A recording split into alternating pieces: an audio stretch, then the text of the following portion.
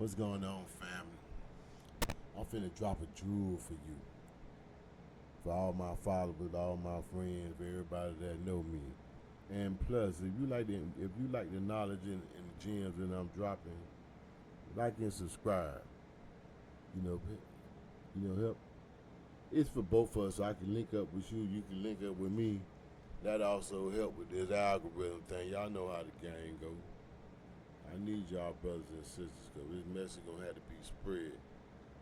And I want everybody, I want all our brothers and sisters to get it. Without further ado, y'all listen to this young lady.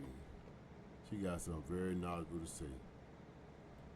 Lou Hamer, and I live at 626 East Lafayette Street, Rouville, Mississippi, Sunflower County, the home of Senator James O. Eastland and Senator Stennis. It was the 31st of August in 1962 that 18 of us traveled 26 miles to the county courthouse in Indianola to try to register, to try to become first-class citizens. We was met in Indianola by Mississippi men, highway patrolmen, and they only allowed 2 of us to take the literacy test at a time. After we had taken the test and started back to Rouville, we was held up by the city police and the state highway patrolmen and carried back to Indianola, where the bus driver was charged that day with driving a bus the wrong color. After we paid the fine amongst us, we continued on to Rouville, and Reverend Jeff Sonny carried me 4 miles in the rural area where I had worked as a timekeeper and a sharecropper for 18 years. I was met there by my children, who told me that the plantation owner was angry because I had gone down to try to register. After they told me, my husband came and said that the plantation owner was raising Cain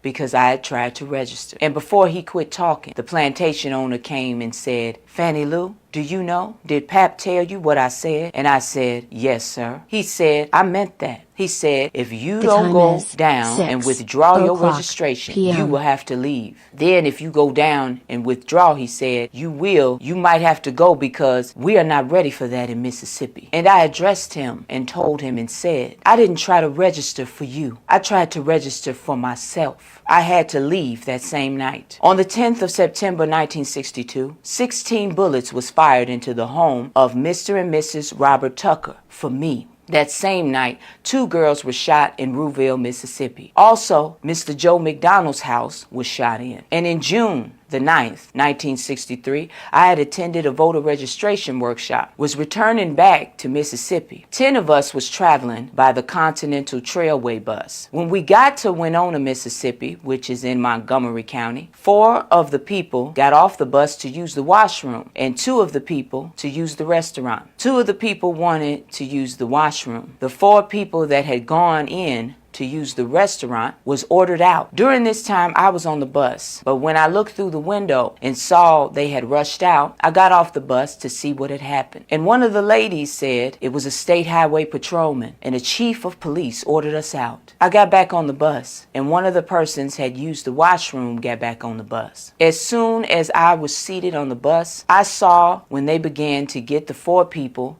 in a highway patrolman's car. I stepped off the bus to see what was happening, and somebody screamed from the car that the 4 workers was in and said, "Get that one there." And when I went to get in the car, when the man told me I was under arrest, he kicked me. I was carried to the county jail and put in the booking room. They left some of the people in the booking room and began to place us in cells. I was placed in a cell with a young woman called Miss Everesta Simpson. After I was placed in the cell, I began to hear the sound of kicks and horrible screams. And I could hear somebody say, "Can you say yes? Yes, sir, nigga? Can you say yes, sir?" And they would say other horrible names. They would say, "Yes, I can say yes, sir. So say it." She says, "I don't know you well enough." They beat her, and I don't know how long. And after a while, she began to pray and ask God to have mercy on these people. And it wasn't too long before the 3 white men came to my cell. One of these men was a state highway patrolman, and he asked me where I was from. And I told him Rouville. He said,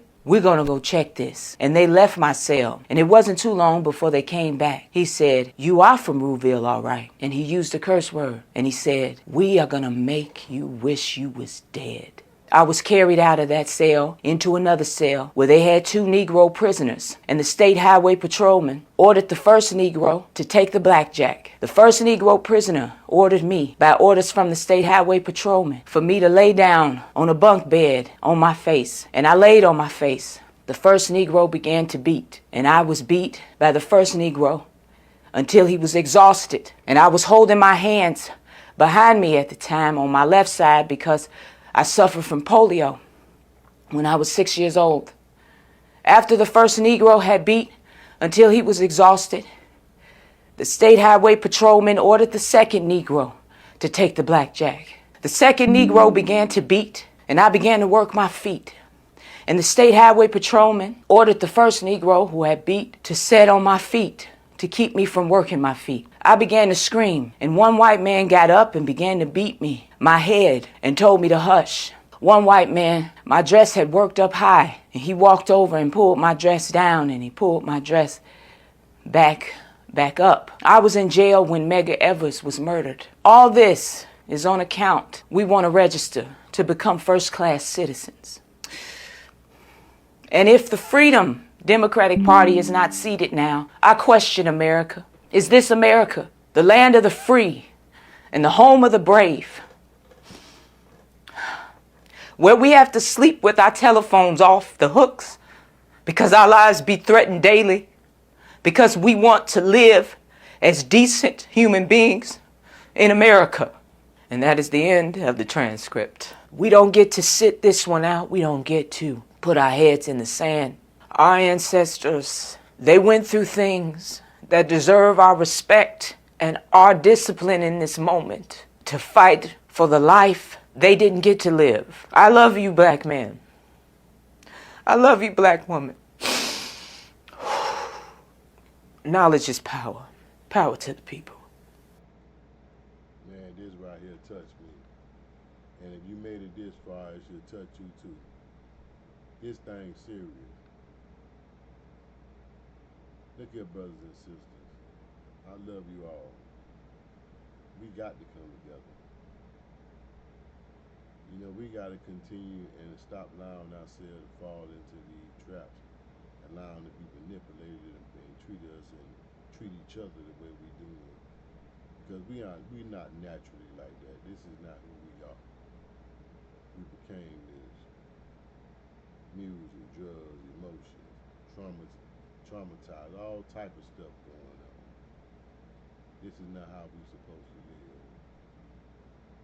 And as I said, those are my genuine followers. Those who like and subscribe, please.